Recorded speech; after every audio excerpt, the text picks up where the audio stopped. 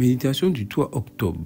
Donnez-leur vous-même à manger. Il est pris avec lui et se retira à l'écart du côté d'une ville appelée Bethsaïda. Les foules, l'ayant su, le suivirent. Jésus les accueillit et il leur parlait du royaume de Dieu. Il guérit aussi ceux qui avaient besoin d'être guéris.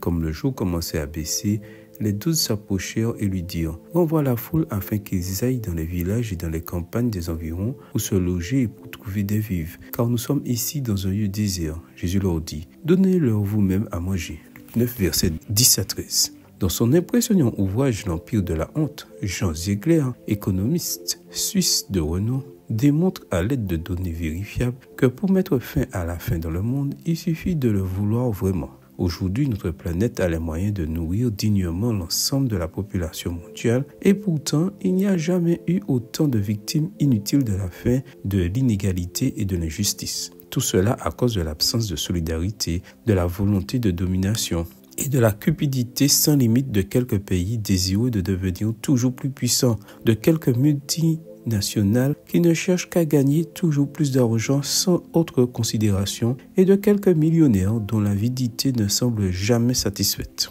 Conséquences directes ou collatérales des politiques économiques de ces pays, de ces entreprises et de ces manias, selon le rapport mondial sur l'alimentation de l'Organisation des Nations Unies pour l'alimentation et l'agriculture, FAO, en 2019, quelques 113 millions de personnes souffraient de faim chronique et sévère dans 53 pays.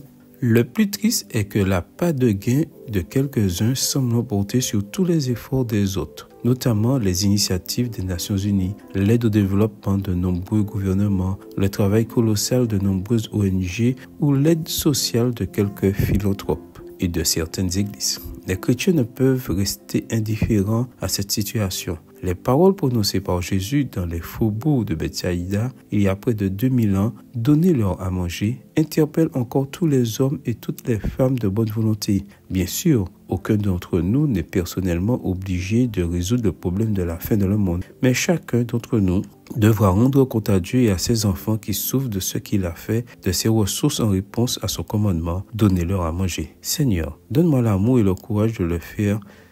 Seigneur, donne-moi l'amour et le courage de faire ma part aujourd'hui. Amen. Bonne journée à vous et que le Seigneur vous bénisse.